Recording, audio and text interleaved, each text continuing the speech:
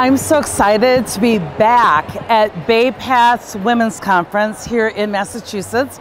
It's an encore because I was here last year and so many people requested me to come back that they obliged.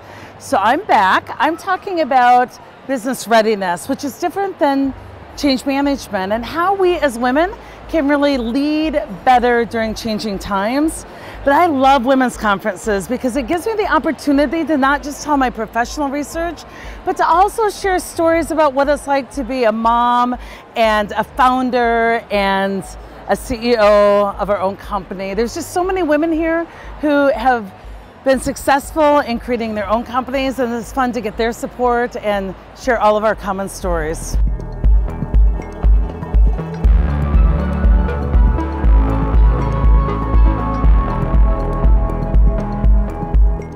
How are you? Good, how are you? Good. It's very nice to meet you. It's nice to meet you. I'm Megan Pedamonte, I'm from Wayfinders. Oh, wonderful. We are actually doing your Ditch the Drama campaign? Yeah. Good. Yeah. Good, yeah, good, good. It's been great.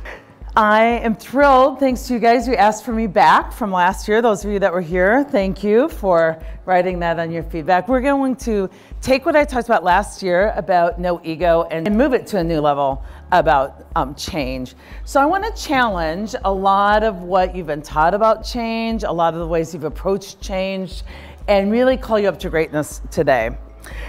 We want to get you all saying why not to change, right? So that's the theme of the conference. He said, people don't get hurt falling. You need to really question what you're saying.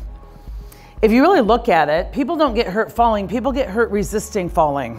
And so it got me to thinking later in life, as I was doing a year of research on change, that it probably isn't change that hurts. It's the resisting of change that hurts. And it's pretty irrational because most people spend a lot of time resisting change and slowing it down and procrastinating it and drawing it out. And it's not the change that hurts, it's the resisting change that hurts. And resisting change is really the work of the ego. It's wanting our preference, our personal preference and comfort to trump potential, what the world could be.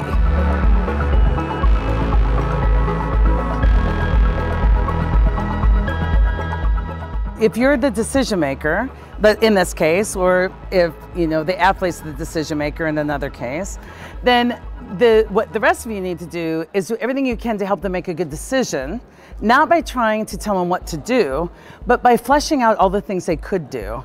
And then how you know you're doing well, coming to the table, you're not the decision maker, is that you are able to try a lot of ideas and play it out, and you're not attached to any of them.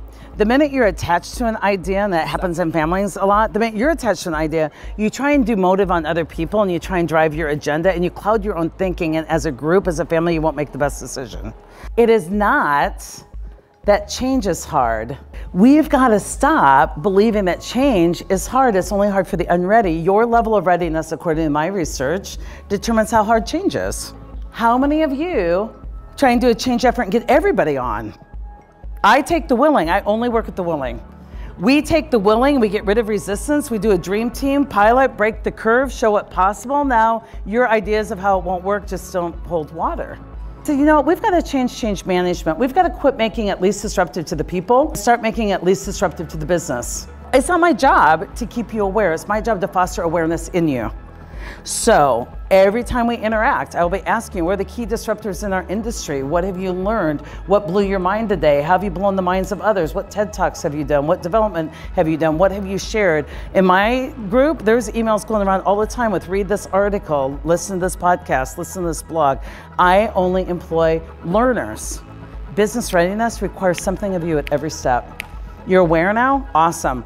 Are you willing? Are you in or are you out? Are you on board? I'm like, here's the strategy, decisions been made. Are you in? I don't agree with it. Okay, well tell me, is it illegal, disruptive, immoral, discriminatory?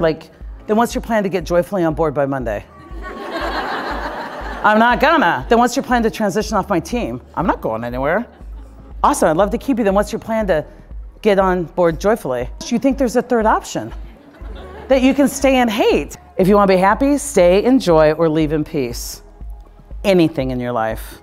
But if you stay and critique and sabotage, you'll just be miserable. So this was important. Are you willing? Now that you're willing, will you advocate? Because too many times willing people sit silent.